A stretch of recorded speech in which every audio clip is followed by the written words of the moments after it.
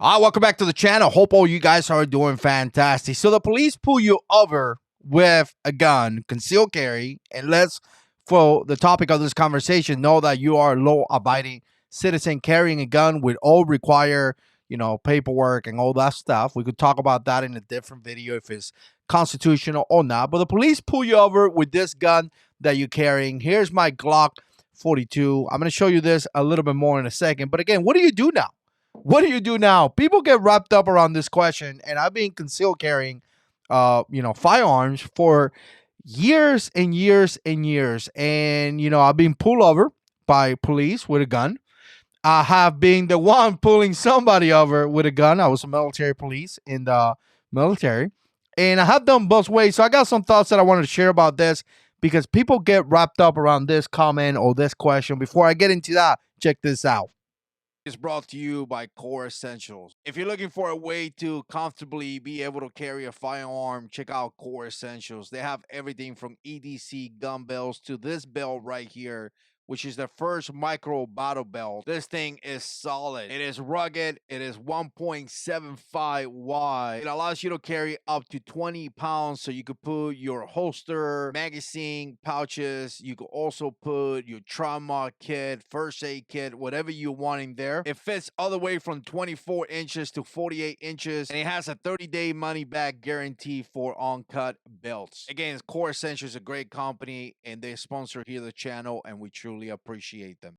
Man, I had dropped like 17 pounds in the last month or so, 2 months, and maybe I should redo that video so I look skinny. But anyways, big shout out to Core Essentials. They are fantastic. Look around the community and see if you find anything negative about them. They are really, really good company. But again, here's the Glock 42. I've been carrying this gun for years and years and years. I like a lot, right? In fact, I say this all the time, but I do argue with my wife sometimes over this pistol because she likes it as well. I should just buy a second one and let it go, right? But again, here's the Glock 42 for, the safety crazy people on YouTube. This thing is clear, everything is safe here. This is a controlled environment. But I love this pistol, really love this pistol. Easy to conceal carry, easy to use, 380. And by the way, 380 pistols tend not to be reliable. The Glock 42 is super reliable. Look at the size that I got in this thing, right? I think now I'm kind of like confused if I remember what it is. Trigicon HD sight, right? I got them for years. As you can see, the back is blacked out. The front has like a little orange tip. And the cool thing about it is that at nighttime, actually, the tritium actually lights up. And look how dirty that is, man. I should clean my gun. But again, love this thing. I use a sticky holster. Really is one of the, look, you see, sticky. But it's a really cool holster, and you can see it right here. I put this in my pocket, and again, I have no issues, and I conceal carry on my pocket a lot of times. Some people may say, well, that's not the best way to conceal carry and all that. I get it. There's a lot of debates here in the community. We got a lot of ninjas in here, but you know what? I carry a gun all the time, right? I may not be the most operational ninja style gun out there, but you know what? I could pretty much count on me that I'm always going to have this, or at a bare minimum, somebody next to me is going to have a gun. So I like this a lot. But again, the question is like, hey, the police pull me over. What do I do? And people get wrapped up around this question all the time. People argue about this all the time. And I'm going to tell you, there's not like, hey, you do A, you do B, and you do C, because obviously it may be different, right? What works for you, the environment that you are may be totally different. We don't know the situation. We don't know why they're pulling you over for. If it's a regular traffic stop, it's a regular traffic stop. But if it's something where essentially they have some prior information or something, it may be different. So it's always something that is different. You may be rolling the stop sign, and they now may be as aggressive as they think that you are somebody that just finished a domestic abuse incident or something like that. So it gets kind of weird sometimes. But here's the thing that I like to tell people. You know what? Act regular. Act the regular way. Act like you always do. There's no need to get all wrapped up around like, hey, you got to do A, you got to do B, you got to do C. Obviously, maintain some safety concerns, right? You have a gun. You don't want to be telling a cop, hey, I have a gun. But that's just being an idiot. Really, is being an idiot. Have some common sense and be a regular person. Again, as a military policeman, I remember pulling a guy over one time, and he goes like, hey, man, I have a gun in the dashboard.